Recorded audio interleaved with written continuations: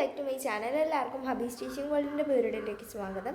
അപ്പോൾ എന്ത് വീഡിയോ എന്ന് പറഞ്ഞു കഴിഞ്ഞാൽ നമ്മൾ ജസ്റ്റ് ഒന്ന് നിലമേ വരെ പോവാണ്. അവിടെ ഓണച്ചന്തയൊക്കെ ഉണ്ടെന്ന് പറയുന്നു. അപ്പോൾ അതൊക്കെ കാണണം.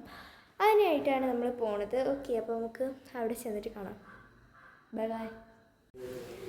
അങ്ങനെ നമ്മൾ അവസാനം ഇറങ്ങാൻ നേരത്ത് ഒരു വലിയ മഴ നമ്മൾ വരവേറ്റു ഗൈസ്. അങ്ങനെ അവസാനം നമ്മൾ കുറേ നേരം പോസ്റ്റായി അവിടെ ഇരുന്നു. കുറേ നേരം മീൻസ് ഒരുപാട് നേരം അവിടെ തന്നെ അങ്ങ് ഇരിക്കേണ്ടി വന്നു. പിന്നീട് നമുക്ക് ഒരു ഓട്ടോ കിട്ടി. നമ്മളങ്ങനെ ഓട്ടോയിൽ നിലമയിലോട്ട് പോയി കേട്ടോ. അങ്ങനെ അവസാനം നമ്മൾ പോയി നിലമയിലെത്തി. ഇതാണ് നമ്മൾ പോകുന്ന വഴിയെന്ന് പറയുന്നത്. എന്താ പറയുക, അത്യാവശ്യം വലിയ സീനില്ലാത്ത വഴിയാണ്. നമ്മൾ മെയിൻ റോഡ് വഴി അല്ല പോയത്. ആ കാണുന്നതാണ് എൻ്റെ സ്കൂള്. നമ്മൾ കുറുക്ക് വഴി കൂടെയാണ് പോയത്. ഓക്കെ, അപ്പം എന്താ പറയുക, ഇതൊക്കെ തന്നെ പറയുള്ളൂ.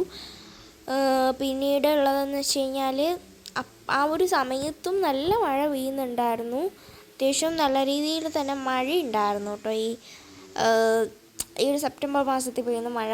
പിന്നീട് നമ്മൾ അവിടെ എത്തി. അവിടെ എല്ലാം ഹോം മെയ്ഡ് ആയിട്ടുള്ളത് ചക്ര വരട്ടി, അതുപോലെ തന്നെ ചക്ക വറ്റൽ, ചിപ്സ്, അച്ചാർ, ഇതൊക്കെ ഉണ്ടായിരുന്നു കേട്ടോ. എല്ലാം ഉണ്ടായിരുന്നു അവിടെ.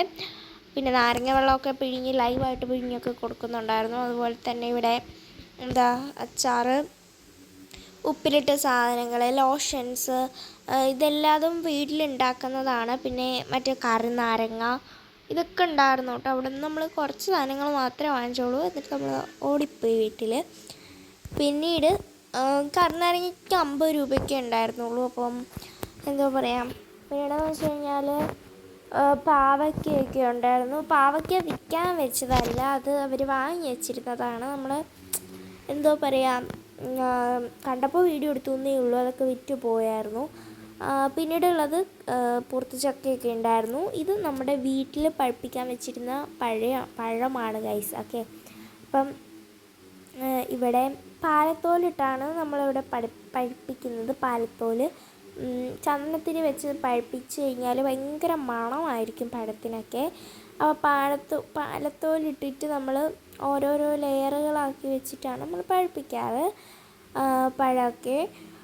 അപ്പം ഇത് ഇവിടെ തന്നെ ഉണ്ടായ പഴമാണ്. Sorry guys. ഓക്കെ, ഇതിവിടെ തന്നെ ഉണ്ടായിട്ടുള്ള പഴമാണ്. പഴത്തിൻ്റെ അകത്ത് എയർ കയറാതിരിക്കാനായിട്ട് നല്ലോണം ഒരു തുണിയൊക്കെ വെച്ച് പൊതിഞ്ഞ് സെറ്റാക്കിയിട്ട് നമ്മൾ മൂടി വയ്ക്കും കേട്ടോ. ഇങ്ങനെയാണ് നമ്മൾ പൊതുവേ പഴുപ്പിക്കാറ്. ഇതങ്ങനെ പഴുത്ത ഒരു കൊലയാണ്. കപ്പപ്പഴം എന്നൊക്കെ പറയും. ചുമന്ന പഴം, കപ്പപ്പഴം എന്നൊക്കെ പേരുണ്ട് ഇതിന്. ഇതാണ് നമ്മുടെ കൊല വന്നിട്ടുള്ളത്. നല്ല ടേസ്റ്റായിട്ട് ഇത് കഴിക്കാൻ. അപ്പോൾ ഇത്രേ ഉള്ളൂ. ബൈ.